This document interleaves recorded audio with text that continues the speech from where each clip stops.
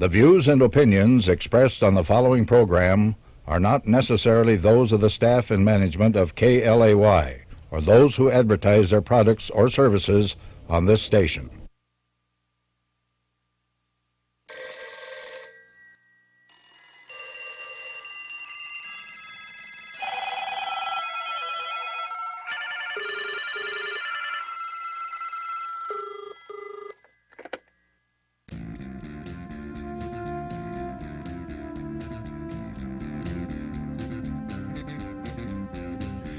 Welcome once again to Ask an Atheist, where reason is our co-pilot. My name is Sam Mulvey, and with me today is Mike Gillis. How's it going? And Libby Mistretta. How's it going? Hello. And it is 76 days. 76 days? 76 days. We are less than, almost 2 months away. Well, 2 months plus 12 days, I suppose, until the countdown to backpedaling.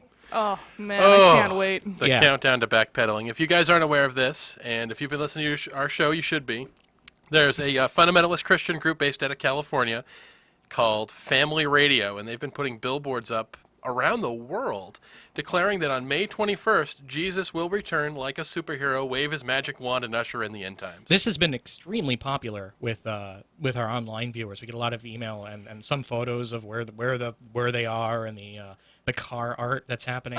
It's a bit of a Where's Waldo, where everyone is finding these billboards in multiple states. And they're all over the place now, too. They're not only in states, they're overseas. They're showing up in other countries. It's amazing. One of the associated organizations, as we found out on the show from Matolo, who has an atheist podcast in Spanish, is that it was in South America, it's in Puerto Rico, and then he showed us this Google map where it's all over the world. So. Yeah, I mean, if this was a zombie plague instead of signs, civilization would have fallen. So once again, 76 days, which is not the day that Jesus is supposed to return. It's the day after, when the backpedaling begins. I like to think of it as the awkward silence that follows the lack of Jesus. that this is going to be the time when they're going to have to roll out their tortured logic to tell us why nothing happened, or why it did and we just didn't notice. Right. One thing we've learned recently through the email, is I forget who sent this to us, is apparently we have a time zone. Is that according to one organization, he's supposed to return at, was it like 7 p.m. or something like that, in Topeka, Kansas. Topeka, Kansas? Now, hang on. Is he returning in Topeka, Kansas, or is the person who has determined the exact hour of his return located in Topeka, Kansas? I think it's Topeka time. Okay. Yeah, and Topeka, I believe, is the home of the recent Supreme Court winners, the Westboro Baptist Church. So this is a really bad sign that he's going to return and declare this guy, Fred Phelps, as he's like consigliere. It's like, that guy, crazy man, he's been right the whole time. Oh, man. The biblical evidence for Topeka, Kansas. There's tons of it. You know, Kansas appears how many times in the Bible? Oh, at least it depends. Are you asking a Mormon? Fair point. And if you would like to get in on this conversation, we are at 253-584-1480. And our subject for today is you, in fact. We call this one Return of the Son of Emails. We've been getting a lot of interesting things in email, and we're going to address them today. Absolutely. As you know, we do have a way to contest on our website. If you go to askanatheist.tv, push that beautiful candy-like red button, and you'll get a little window that pops up, and you can actually contact us, ask a question, make a comment, let us know what you think, and ask us what we think. And here's a sample of the things that we have been getting on the web. And this is from Michael in Seattle, and he starts with Michael from Seattle here, strangely enough.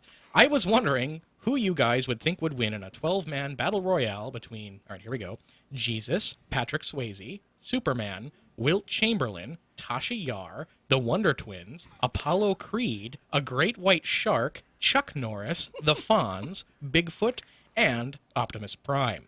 I'm trying to figure out who I should worship. Thanks. Mike, this is for you. I will actually try to answer this question seriously and say Superman. And also, I noticed an interesting thing, that nearly every person on this list has died. That's true. I think Wilt Chamberlain's alive, but Patrick Swayze is dead. Superman has died at least twice. Optimus Prime has died several times, in fact. Yeah. It's easy to resurrect a robot. Yeah, Tasha Yar died and came back so that the writers could give her a less chump death. The Wonder Twins are dead. Apollo Creed was killed Wait. by Dolph Lundgren. Wait, Dolph Lundgren killed Apollo Creed? Yes, he was actually he was playing the role of Dolph Lundgren, as he plays in every movie that Dolph Lundgren is in. He gets typecast, you know. Occasionally there's a slight accent, but he's playing Dolph Lundgren the same way that John Wayne plays John Wayne, and Mr. T plays Mr. T. Okay, fair point. With you there. Great White Shark, I guess you could say that was Jaws. Jaws. He died. He dies multiple times, and other sharks come to get revenge for him. You had a suggestion, Libby. Yeah, I have the answer to your query, Michael from Seattle. The one option you overlooked. Teddy Roosevelt. He could take any of them and all of them at the same time. Apparently, Teddy Roosevelt beats all of that. Yeah. And like I said before, he could always come back as Uncle Teddy if he actually gets taken in battle. He could, but he won't because he's Teddy Roosevelt. All right, yeah. That's a good question, though. It's one worth asking. So it's an important thing that we all need to consider when we're choosing how to align ourselves. All right. Well, we actually have a call. Why don't we dive into this? And this is Donovan, who I think I was going to talk to earlier, or talk about earlier, because we met recently, and you're telling us that Jesus apparently there's an article about Jesus returning on CNN. Are you with us? Yes, I am right here. How you doing? I'm doing fine. I don't think I've quite talked to y'all directly recently because I'm in Mobile, Alabama. Oh, okay. Other Donovan. I was reading CNN.com today, and they had a rather extensive article on the whole thing about the You Can Know campaign. Right. And You're kidding me. Because they're talking, they've got like 3 caravans of basically motorhomes going around the country, going to various spots and preaching their thing. And also talking about how they basically abandoned their homes and are sitting there thinking, well, if I'm still here on the 22nd of May, I guess I am not one of the elect. Oh, wow. Oh, my Wow. gosh. That's getting sad. That is full-fledged, the rapture for them will happen on the 21st. It's not just him showing up, but they'll be gone. Okay, so they're saying that Jesus returns and the rapture happens on the 21st. And then there was some... And that world will come to end in October. yeah, October 21st. Okay. This is, I'm actually getting a little bit concerned. The longer this stuff goes on and the more it seems to ramp up, I'm starting to worry a little bit about some of these people. I mean, it's all well and good to kind of poke a little bit of fun at the we can know thing, but what's going to happen to these people who gave up their homes and gave up everything to follow this harebrained idea that, I mean, if you look at their website, they don't even show any evidence to support why they think Jesus is going to return on that particular date. It's bizarre, and what's going to happen to these people? And we did joke about people selling their homes a couple weeks ago, and apparently that's happening.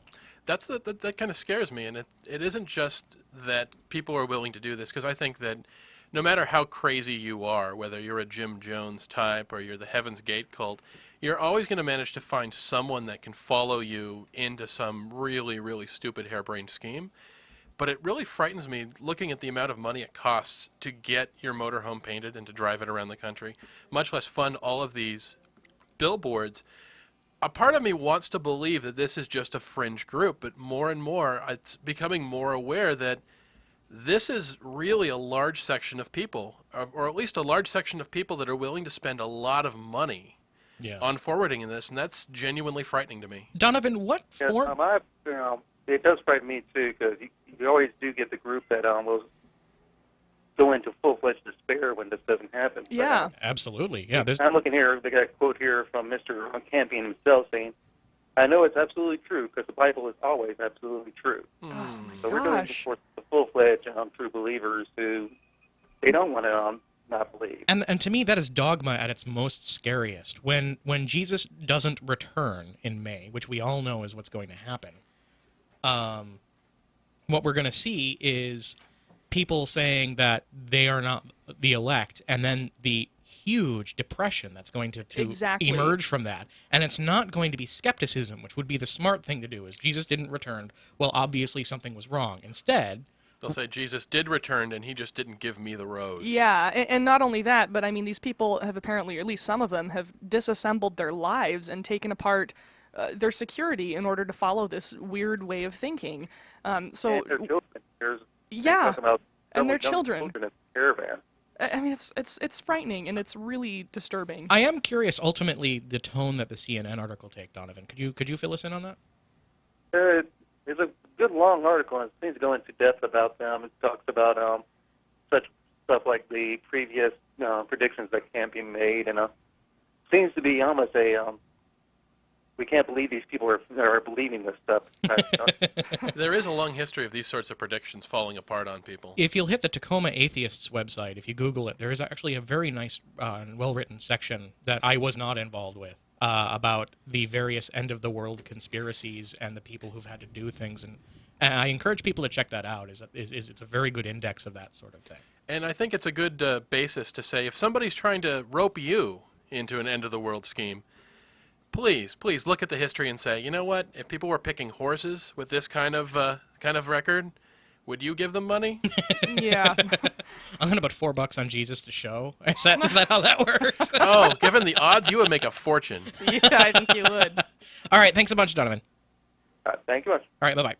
All right, our next call, we have Matt from Memphis, Tennessee, and you'd like to talk to us about atheist morality. How are you doing today? I'm doing good. How are y'all? Very Hey, Matt. good. Very good. Hey, I'm going to start off real quick with something about the countdown to backpedaling, if you don't mind. No problem. I have honestly been getting a little sick of hearing y'all talk about that at the beginning of every show until I was driving home the other day. And literally 2 blocks from my house in downtown Memphis, I see a huge sign that says, "We can know."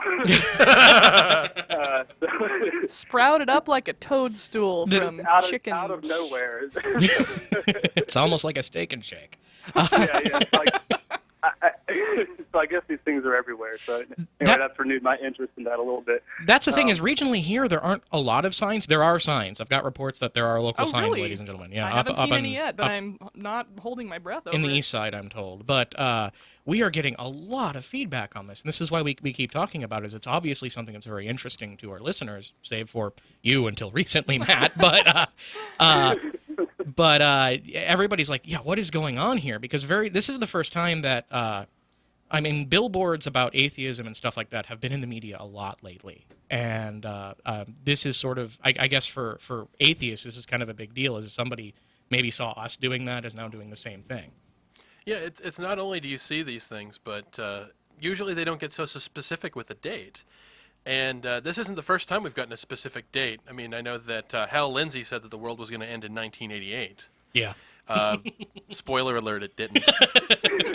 And it's sort of funny that people keep getting roped into it, especially it seems to be on a worldwide scale. This can't just be the one group, Family Radio, doing it.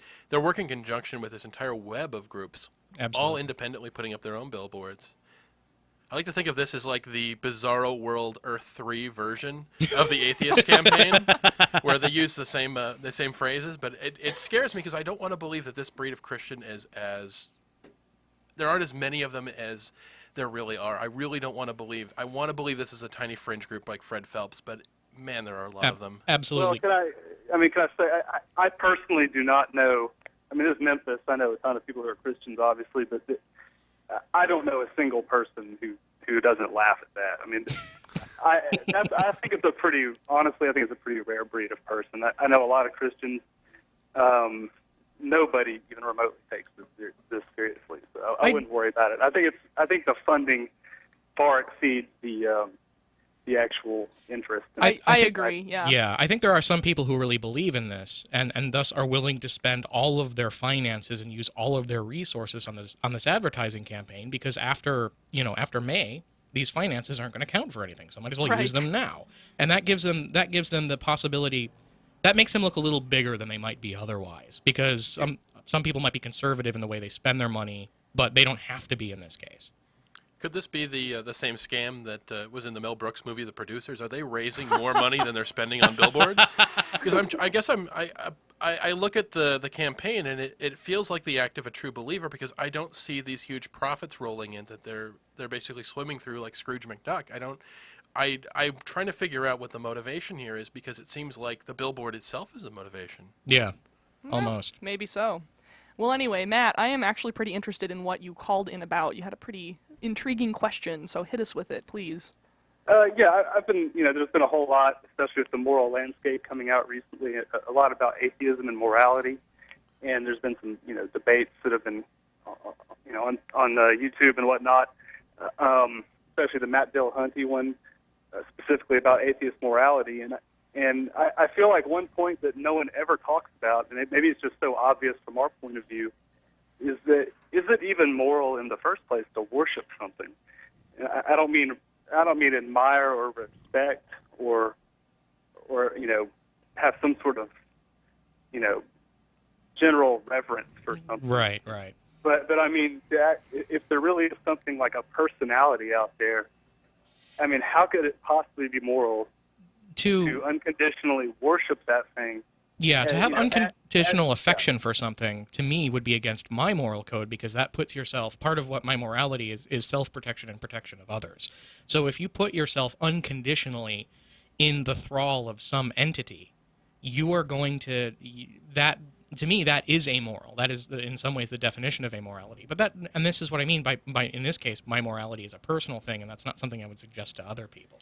Something I find sort of unusual, too, is I think this may be an example of how people will partition their brain to hold two ideals that are largely contradictory. That you will have somebody who will wave the American flag and talk about things like freedom and liberty and rights.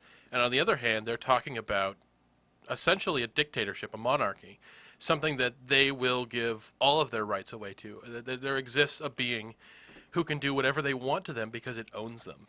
And that's the part that always really confuses me, is that you have people who talk about freedom, and then they talk about a dictator at the same time. Right. Yeah, it seems like people, I mean, they haven't gotten rid of the dictator. They're just moving it one step out. and I still understand how they're fitting freedom into all this. You're just moving the dictator into space somewhere. But I think the reason I bring this up is just as sort of an armchair debater. When I'm at the pub talking with theist friends or whatever, and I bring this point up. Okay. I don't expect it to do anything, but it always seems to stump people. I mean, I don't think theists think about this very much. I mean, what it means to. Yeah, they don't actually put in that position. Put the psychology of it into place, because they're not used to thinking of these in terms of psychology and whether or not it's a good idea to put yourself in the power. But we're actually we're getting pretty close to the break, so Sure. you have a good day there. Did you have something to say about the morality end of it, or? Only that I tend to agree with you that morality is a personal thing, but my personal one does not involve unconditional bowing to the edicts of another being. Right, absolutely. This is Ask an Atheist, and our subject today is you. If you'd like to give us a call, our phone number is 253-584-1480. If you're an atheist or atheist-friendly person and you'd like to join the Ask an Atheist crew after the show for conversation, beer, hot dogs, and brats, it's happening at 5 o'clock at the Red Hot. The Red Hot specializes in craft beers and delicious hot dogs and brats. On tap now, Bear Republic Rivalry Imperial IPA, Boundary Bay Dry Hopped IPA, Pike IPA, Skagit River Helmet Pale, Velton's Pilsner, Silver City Panther Lake Porter, Bear Republic Red Rocket, Northern Lights Blueberry Cream Ale, Left Hand St. Vrain's Triple, Allagash 4, Old Tacoma Lager, Schooner Exact Imperial Project Porter, and Port Townsend Straight Stout. Join us at the Red Hot, 2914 6th Avenue in Tacoma. This is a 21 and over establishment. You can advertise on Ask an Atheist on the radio, on our website, and in our podcast. People just like you who have the same interests are listening right now, just like you are, and thousands will download this podcast and listen to it later. If you have a product, service, or idea to sell, people here in the Pacific Northwest and people around the world, thousands will hear your message. Let us help you sell your product, service, or idea. Contact us at advertising@askanatheist.tv. That's advertising@askanatheist.tv. Tacoma Telematics wants to help you connect with your clients. We can give you a top-notch web presence. Tacoma Telematics can take your website to the next level and make it an integral part of your business. But that's not all. We can set you up with VoIP, bringing large corporation phone systems capability at mom-and-pop prices. We build intuitive interfaces to help you manage your resources quickly and efficiently. Take advantage of our holistic approach to helping your business succeed through and with technology. At Tacoma Telematics, we are committed to personal and professional integrity, open communication, and long-term relationships. See us at tacomatelematics.com. Welcome back to Ask an Atheist. Our phone number is 253-584-1480. And the subject for today is you and interaction with you. If you guys don't mind, we can dive right into the email. Absolutely.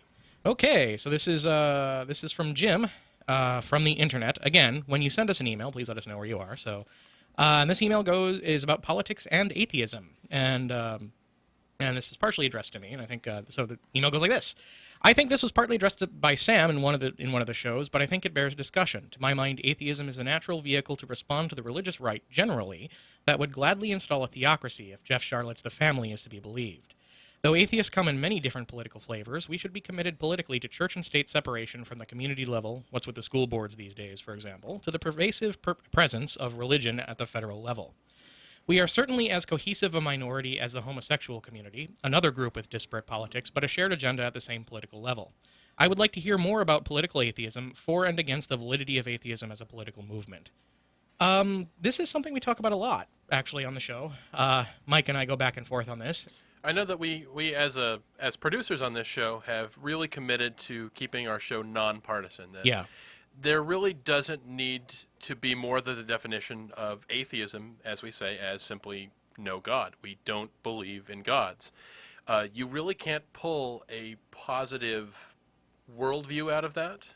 Not in the same way that you could from, say, the Bible, which has an instruction book that, if I had a question on, I know a witch, what should I do? Yeah.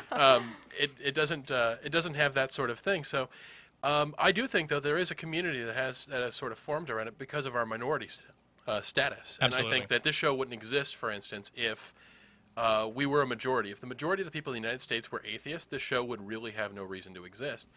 Part of the reason it needs to exist is there are so many misconceptions about atheists. And I think that if we're going to take stands on political topics, I think that has to be where it stems from.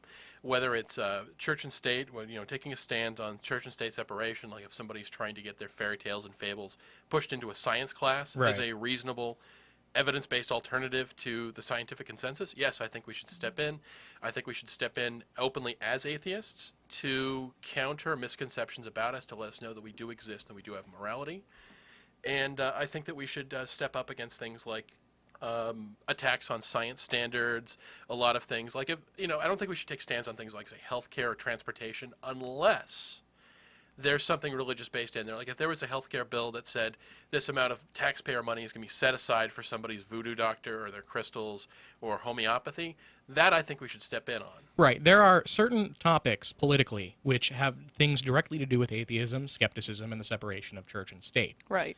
And when those topics appear on the show, we will talk about them and we will have opinions on them.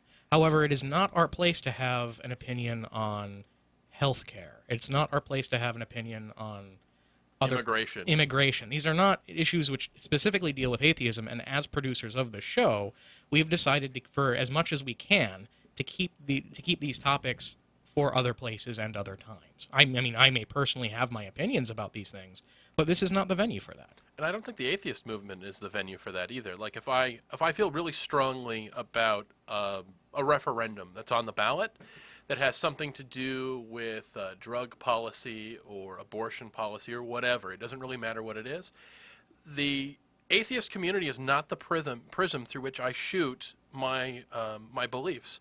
I'm going to go to another group that agrees with me on that. That, like I said, just because atheism is not a worldview doesn't mean atheists individually don't have worldviews. We all have a worldview. We all have a philosophy. Right. I'm a skeptic. I'm a lot of things.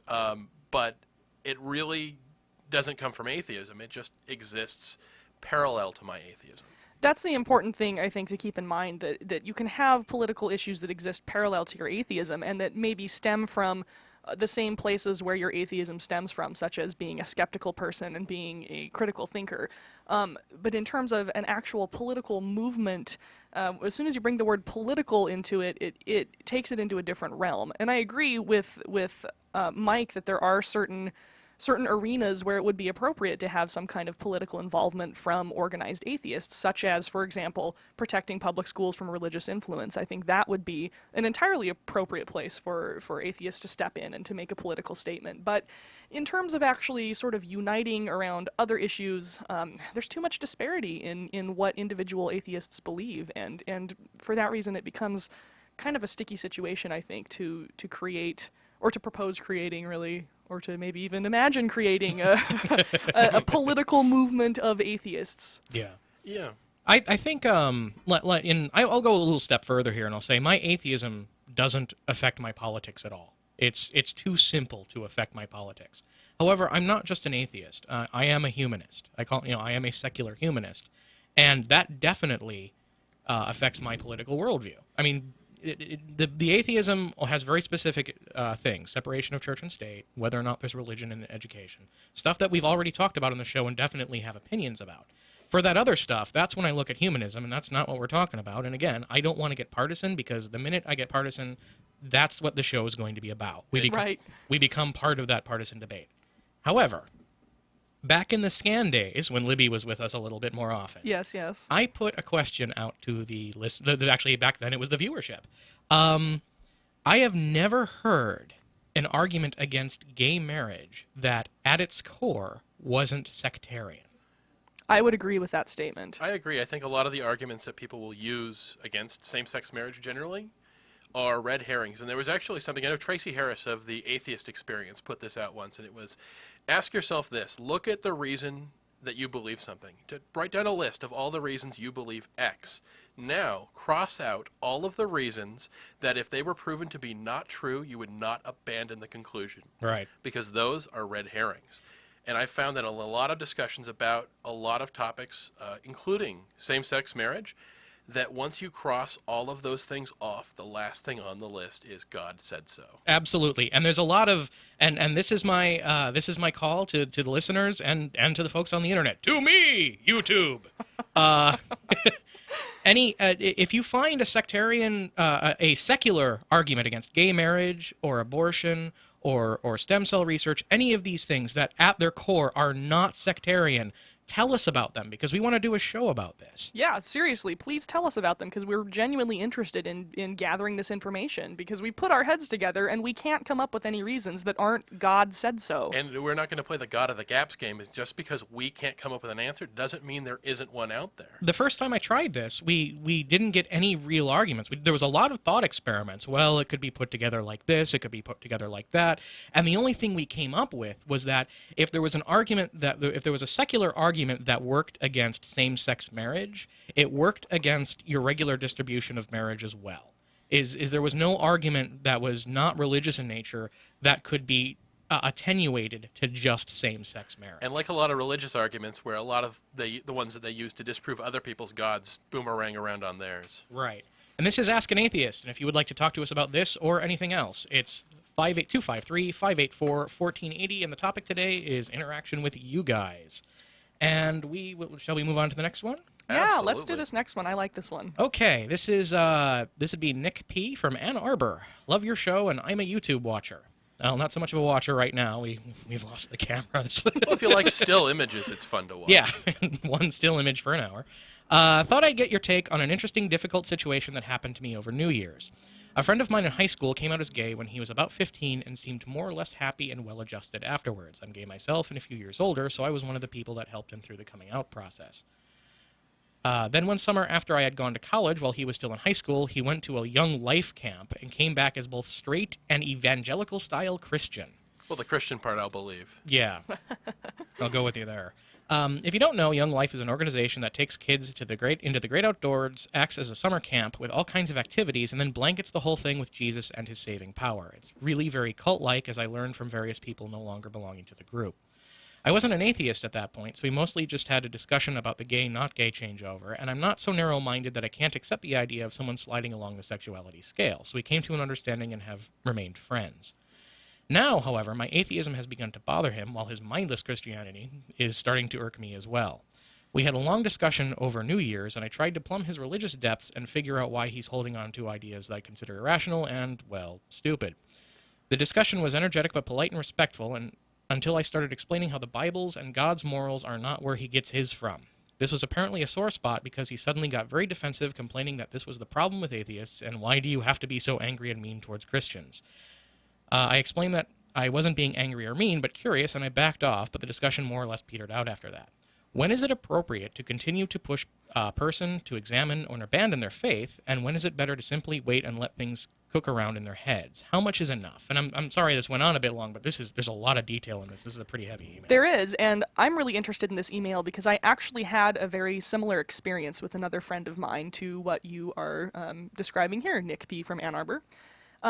Several years back, I met a young lady on an internet discussion forum who identified herself at the time as an evangelical Christian, and she and I began discussing, sometimes rather heatedly, Christianity and religion in general versus the stance of atheism. And long story short, over the course of several months of maintaining this ongoing conversation with her, by the end of it, she actually ended up deciding that she was an atheist. And not only that, but she felt comfortable enough at that time to also come out to me as being gay. So it was really an interesting experience. And I can tell you, I mean, if you are getting the vibe from your friend that he really is feeling uncomfortable with where he has, the kind of corner he's put himself into with being involved with Young Life and with the evangelical movement. If you really do think that he is sort of looking for an out from there, I think the best thing you can do is to just generally be a friend to him, listen to him when he needs to talk about something, allow him to ask any questions he wants to ask about why you believe what you believe, and give him honest answers. I don't think you should push to necessarily deconvert him. Don't try to prove anything to him other than what he asks you to prove. So if he is trying to understand from you, well, where do you get your morals from? Don't beat the question with a stick until it's totally dead. Just answer it straightforward and honestly. Tell him where you believe you get your morals from, and leave it open for the next question he wants to ask. I think the more you show him that you're a respectful, friendly person who cares about him as an individual, and not about necessarily what his beliefs are, the more comfortable he's going to be discussing this with you. And what I've found over the course of my life, and especially since becoming an atheist, is that the people who are really careful thinkers, when they start to become involved in discussions like this with other people who are careful thinkers, as I imagine you probably are, they usually end up coming to the most logical conclusions, shall we say. So I don't think you need to push it. Don't worry about it. Just leave the door open for him to approach you with any questions or concerns he has. Yeah, I can't disagree with anything Libby says. As a friend, make yourself available. You don't have to push. Don't go on the offense. I think that's the thing we do on our show, is that we don't push atheism on anyone. We put our views out there and make ourselves available for people to question or challenge us. That we're not knocking on doors and shoving a microphone in a Christian's face. And I think that our friendships sort of have to be the same sort of thing. You make yourself available, but also I'm glad that you realized that you weren't being angry and mean. And I think something I found with a lot of Christians in this country is that there is no polite way to say you're an atheist with some people. Right. That we can put up a billboard that simply says that we can be moral too, and you'll get outrage as a response to it. So just continue being a friend. And I guess you can say when to stop pushing. Ask yourself, if your friend was in the opposite position and wanted to push Jesus on you, at what point would you want them to stop? That's a great way of putting it. Yeah, good point. And this actually comes right into something about the show, is that we get a lot from people in email and just talking to us about wondering why we are not more, for lack of a better word, evangelical about atheism, about going out there and spreading the word, making other people atheists. And that's not what we're about. I don't believe, and I'm pretty sure Mike is with me on this one, that merely telling somebody they should be something is enough to get them to convert. You can't scream at someone loud enough to make them an atheist. You can't scream at somebody loud enough to make them a Christian. You cannot do that just by telling them to. It's a process that needs to be arrived at personally. And what you can do, if I may borrow something from one of our favorite calls, plant seeds. Just put ideas out there. Let them come to their own conclusions. The conclusions may not be the conclusions you want, but at least they're thinking, and that counts. That does count, and you don't want somebody to come to that conclusion because somebody said so, because of an authoritative source. It matters why you believe something, and if you want them to become an atheist because they followed some charismatic figure, then they can just follow another charismatic figure in the other direction. I know that famous presidential candidate from back in the day, Eugene Debs, had said that you shouldn't follow me out of the wasteland because someone else will just lead you back in. Yeah. Right. Well, thank you very much for your email. That's an incredible story. And we have a next email. It's from Lucinda Poe, and I'm going to hand this one to Mike. Lucinda Poe, that's a surprisingly interesting name. But I'm going to give them the benefit of the doubt. If you're not familiar with Poe's law states that is impossible to determine if religious fundamentalism is a parody or the genuine article because the two are indistinguishable. So that's why we're laughing. Lucinda Post says, an uncle of mine often argues the veracity of the Bible and the things in it with the flat statement, I know it's true because the author is in me. My goodness. Oh, man. Ouch, by the way. Referring to, of course, God. I never know how to argue with that statement because it's just so out there. Do you have any suggestions for how I go about confronting that idea? Well, I think the short answer is you can't really confront that idea. I mean, basically when somebody says that, what they're saying is, I believe it's true because I have faith. And what that really means is nothing you can say can convince me. And at that point, the conversation's kind of over. Yeah, when you untether the things you believe for why you believe it, that there isn't this long string connecting the two, you really can't talk to someone. It's like, I believe it because I have faith, and as we like to say, faith is pretending to know things you don't really know. And if that's where the author is, I'm kind of remembering something Casey said during our scan days about sitting back and relaxing. Yes. Oh, I'll my. just put that out there. Yeah, that is a person who has shut themselves off from logic and reason specifically. I mean, that's someone who wants to be guided by faith, basically. And if faith is going to be your only guide, you're in a lot of trouble. Faith can lead you anywhere because the wonderful thing about evidence is that facts are very stubborn things. And when you uncouple yourself from facts, you can be led in literally any direction. Yes, Jesus may have stopped you from drinking, but he gave you a lot of other opinions too. Fair point. All right, this is Ask an Atheist, and our subject today is you. You can give us a call at 253-584-1480, and we'll be back after 2.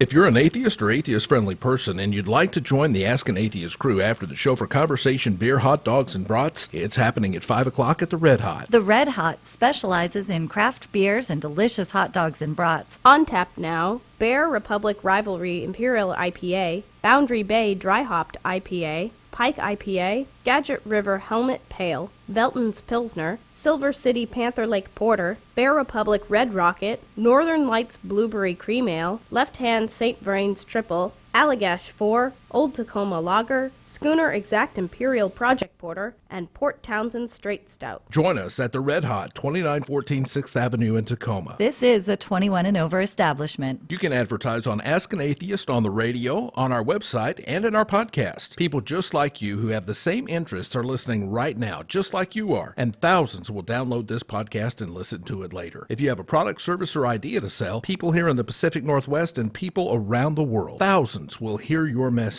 Let us help you sell your product, service, or idea. Contact us at advertising@askanatheist.tv. That's advertising@askanatheist.tv. Tacoma Telematics wants to help you connect with your clients. We can give you a top-notch web presence. Tacoma Telematics can take your website to the next level and make it an integral part of your business. But that's not all. We can set you up with VoIP, bringing large corporation phone systems capability at mom-and-pop prices. We build intuitive interfaces to help you manage your resources quickly and efficiently. Take advantage of our holistic approach to helping your business succeed through and with technology. At Tacoma Telematics, we are committed to personal and professional integrity, open communication, and long-term relationships. See us at tacomatelematics.com. Welcome back to Ask an Atheist, 253-584-1480. And once again, our subject today is interaction with you guys. And our next email, if you'll take it. Yeah, we've got one from Kate from Denton, Texas. And it says, this is for Sam and Becky. Hooray. Congrats on the wonderful news. I hope your life together is everything you hope it will be. I wonder what your wedding will be like. You should do whatever feels right to you, but it would be so cool if you had a camera set up to record it for YouTube or something. No pressure at all. YouTube doesn't likely fit into your plans. I know I probably would not want my wedding televised, but it would be so cool to see a secular wedding. I've never seen one before. And after watching all of the Ask an Atheist shows, it's almost like I know you a little. Do you want to take that away there, Sam? Yeah, actually, I did talk to Becky about this one, and right after the engagement, I went back home to Chicago, which is why I got trapped on I-90 and all those places. And so my dad's favorite part, and he's going to listen to this, so I know he's going to get this, is apparently I was completely out of it. I lost my train of thought. I just completely backed off mentally. And at the end of it, Becky said, thank you for the engagement. And apparently my response was, No problem. And he's like, that was so you. That's kind of a Han Solo moment there. Wow, I have never been compared to Han Solo before.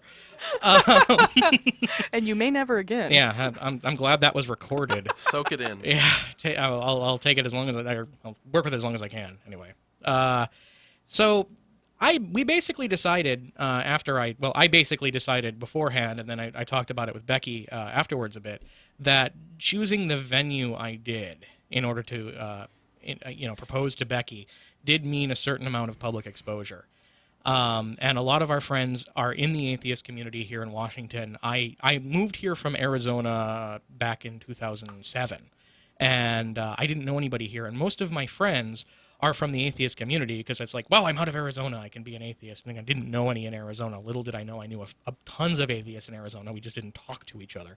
But Importance of the out movement, by the way. Very important, yeah. So I don't know that we're going to put the whole thing on YouTube or we're going to, live stream it or anything like that, but there will be some involvement with the Ask an Atheist community. I don't think I can avoid that. So, Especially at the reception. yeah. I do want to ask permission on one thing, Sam. This is something that I've wanted to do ever since I saw the movie The Graduate, and I couldn't do this to somebody without them knowing. Okay. Can I have permission to storm into your wedding and stop it? Yeah. Because I know that Becky will certainly give me an answer later, but But are you Or going to now. then haul Becky onto a scuzzy bus at the end of it and then sit there looking disenfranchised and confused? I hadn't really thought that far ahead. I figured that I just want to bang on the glass and say no until security takes me away. I've always wanted to see that happen. So I want to do I that. kind of want to see it happen too. I am in favor. I want to do it with the not being a jerk. I want to do it and not be a jerk at the same time. It's kind of like I've always dreamed that I could kick a door down and use a fire extinguisher. Yeah. But then I'd have to pay for somebody's door, and it's like this would be a great moment, but I just ruined somebody's special day. And as far as the cost and risk there, just isn't worth it most of the time. Well, I tell you guys what, Becky has definitely been surfing the wedding porn ever since that happened. She's asking me, well, do you want to wear a tux? How do you want to do this? And we're kind of laid back people, so we're not going to make a huge deal about it. But we're definitely thinking about having an outside event, possibly at Wright Park, since it's just down the street. If you guys know Tacoma, but if you have some ideas about how you think a secular wedding should go, definitely send us an email at askanatheist.tv. I'd love to hear your ideas. Oh, I just had a great idea. You should ask Fred Phelps to protest I your was wedding. just thinking that. Oh, okay. So here's Wait. Can someone just tip Fred Phelps off? We'll pretend like we didn't know. It'll be a surprise. I was thinking something completely different. Like we'd get like Cheney Stadium or something with stadium seating, and then we'd put them in their little protest zone, which is in the middle of the whole wedding ceremony. We'll make it actually a wrestling ring. Oh, So man. we'll put it in its proper context, and the wedding just happens outside of their little protest area. They're just kind of penned up right there. yeah. Do you think Reverend Sun Myung Moon still does weddings? Oh man. Oh, man. You'd probably have to get married on the same day as a lot of other people, though. Yeah. You might save on costs, though.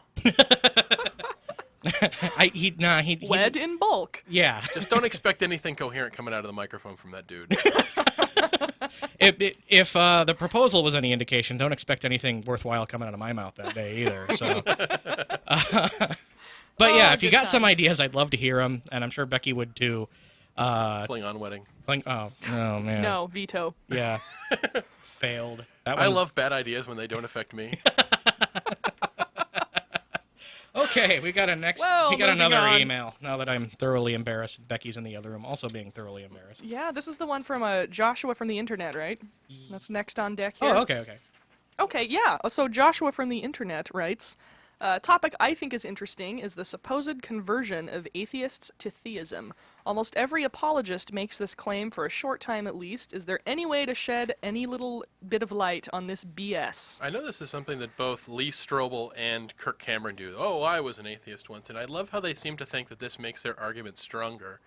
But it really isn't. It's something I know politicians and religious figures do alike, which is making a meta argument. They aren't actually, it's like when a politician tells you about how someone challenged them at something and they tell a story about how they pwned them. Right.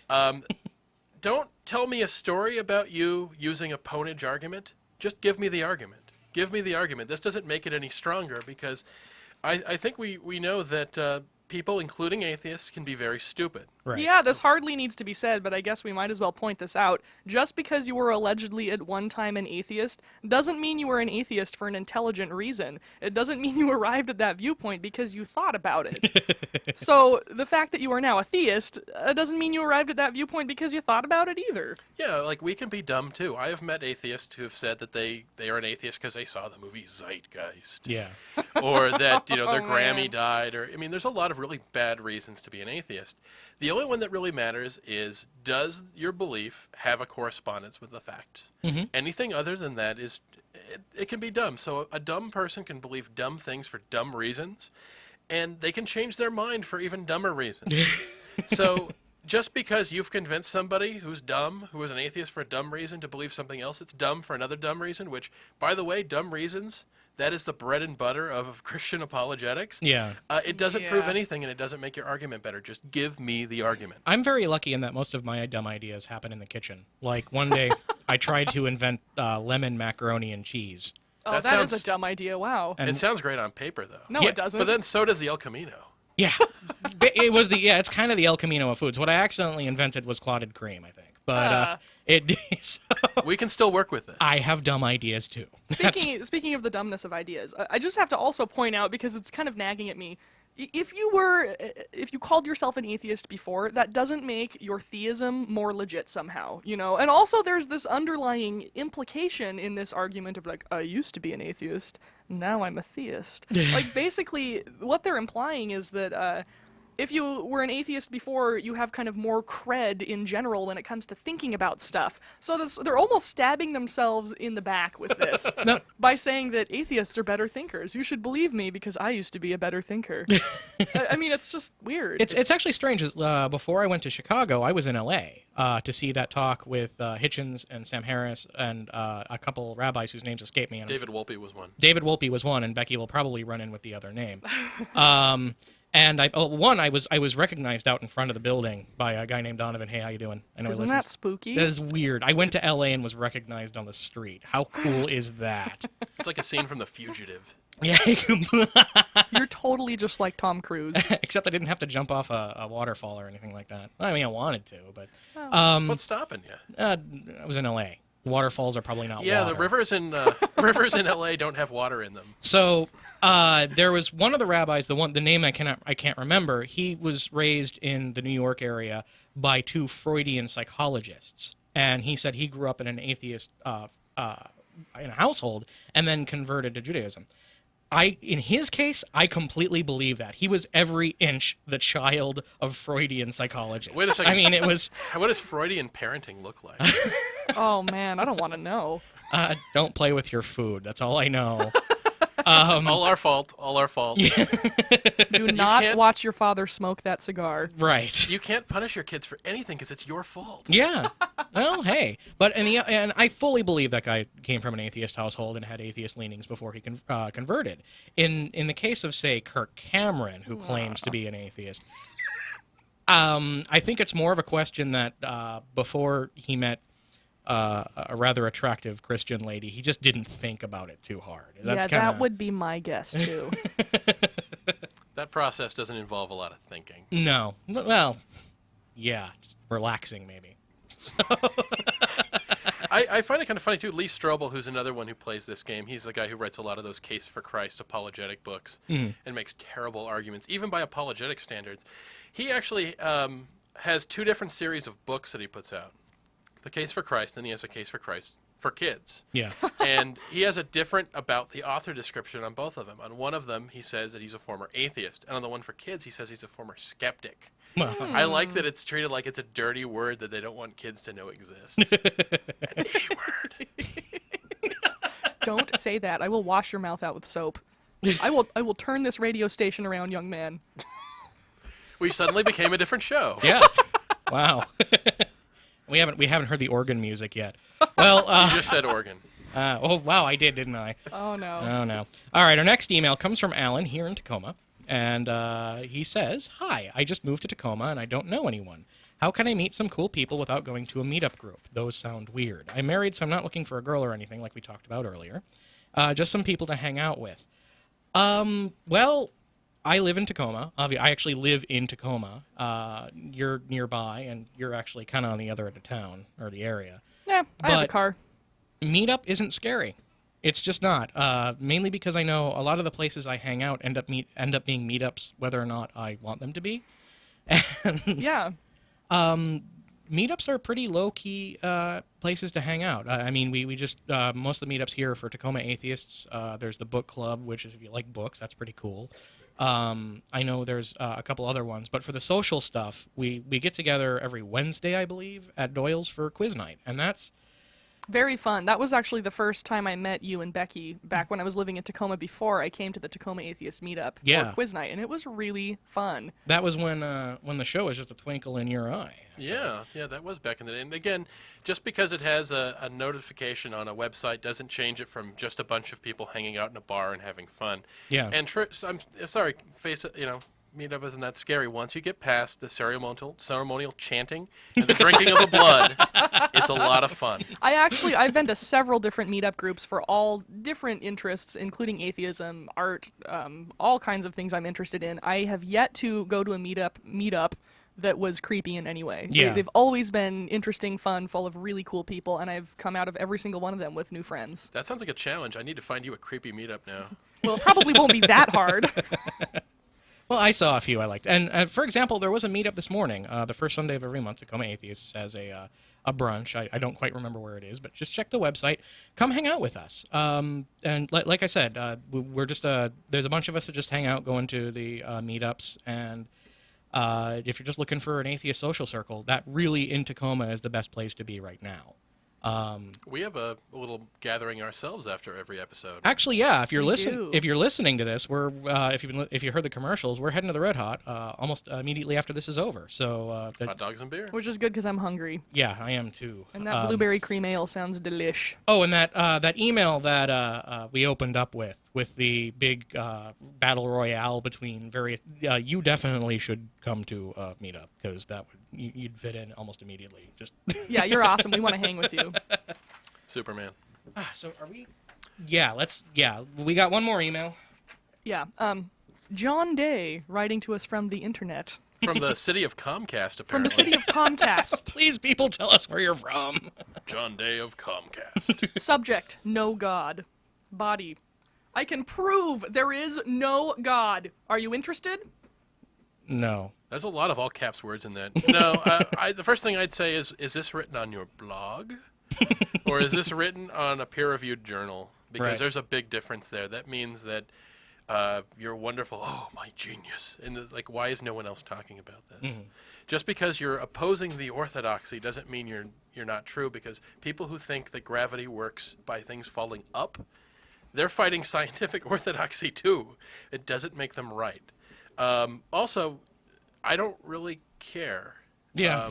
It's a non-falsifiable claim that no matter what you give us, it's going to sound a lot like the same reverse apologetic arguments we get, where somebody is trying to argue God into existence and you're trying to argue him out, and you're basically playing tug of war with air. Yeah, this argument does not work for me when it's a Christian or a Muslim or a Jew trying to explain this to me. You know, using just these basic logical arguments to show me that God exists, like, well, creation suggests a creator, which is entirely semantic and weird. If it's not going to work that way, if I'm being fair, it's not going to work the other way.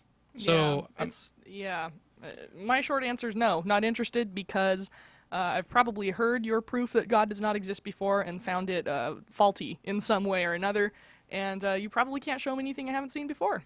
sure. So, I mean, yeah, like I started with my short one. No. No. And again, if you're going to turn this into the language of logic, you're basically just taking Ray Comfort's argument and putting a tilde in front of it.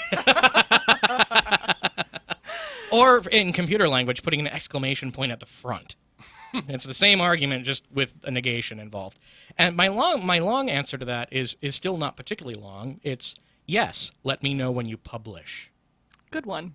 Like you said, if it's on a blog, I don't care. I don't care. If it's a scientifically established thing that can be peer reviewed and reviewed and gone over, then I want to see it. I told that guy in the bar when he came up to me and said, "You wouldn't be interested in evidence for God. You wouldn't listen to it." And my answer is, yes, I would.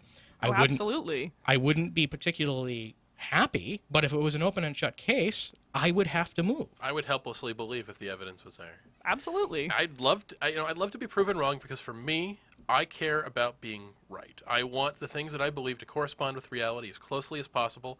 And if I'm wrong, I want you to prove me wrong. Right. Well, wrong. Correct. Right. Correct. Yes. Correct. So yes. Give us something, or better yet, John Day from Comcast. Give us a call. We'd love to see this argument, and if it's something new, which I doubt it is, because these things tend to be the same thing over and over and over again. Right. But give us a try. I'm willing to hear it, but I'm not going to help pimp your self-published book. At the very least, it might make for entertaining radio. Absolutely, and that's all the time we got for today. Thank you, Mike. Thank you. Thank you, Libby. You're most welcome. Ask an Atheist is a production of NEDM Media. Our call screener today was Scott Leopold. Our production assistant was Rebecca Friedman. My name is Sam Mulvey. You can contact us at askanatheist.tv. Click the red button and leave us a message. We'll see you next time. If you're an atheist,